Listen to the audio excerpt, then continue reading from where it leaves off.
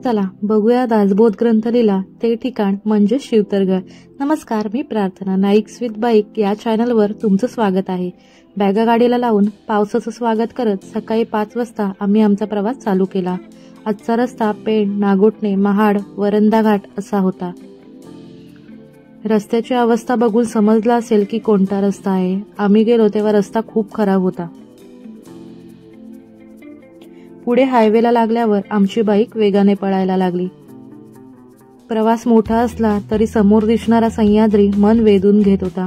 थोडे फोटोज आणि व्हिडिओ काढून पुढचा प्रवास चालू केला।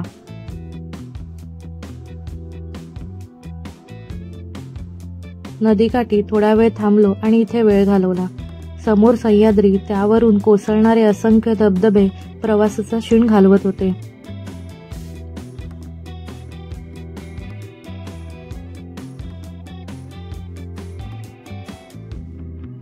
दोन्ही बाजूला गर्द झाडी, समोर दिसणारा निसर्ग आणि मोकळे रस्ते खूप भारी वाटत होतं। आम्ही सकाळी लवकर निघालो त्यामुळे रस्त्यावर फार गाड्याही नव्हत्या, त्यामुळे बाईक राईड करायला खूप भारी वाटत होतं।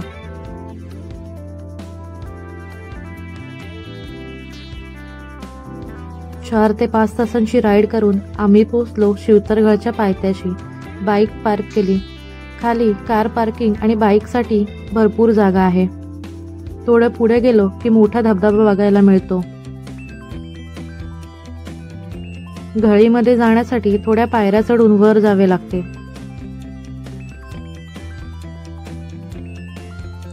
खालून दिसणारा धबधबा जवळ गेल्यावर अजूनच रौद्र वाटत होता। धबधब्याच्या आवाजामध्ये बाकी काही ऐकायला येत नव्हतं, पण तो आवाज सुखद वाटत होता आणि पावसाची रिमझिमही चालूच होती।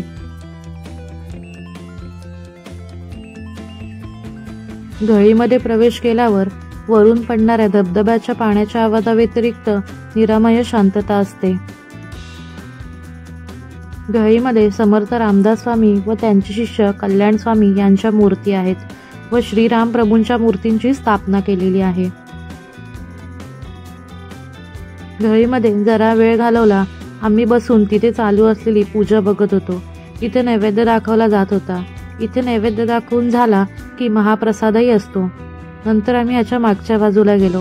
ह्याच्या मागच्याच बाजूला दासबोध ग्रंथ लिहिला ती मूळ जागा आहे। घळीमध्ये थोडा वेळ घालवला आणि आम्ही बाहेर आलो, महाप्रसाद घेतला आणि परतीच्या प्रवासाला लागलो। आजची ही बाईक राईड आणि आजचं हे ठिकाण मनाला शांतता देणारं होतं। रोजच्या धकाधकीच्या जीवनातून आराम म्हणून एकदा तरी इथे येऊन हा अनुभव नक्की घ्या। भेटू पुढच्या अशाच एका नवीन ठिकाणी आणि नवीन व्हिडिओमध्ये। तोपर्यंत बाय। तुम्हाला सुद्धा बाईक राईड आणि नवीन ठिकाणं बघायला आवडत असतील तर व्हिडिओ लाईक, शेअर आणि सबस्क्राईब करायला विसरू नका।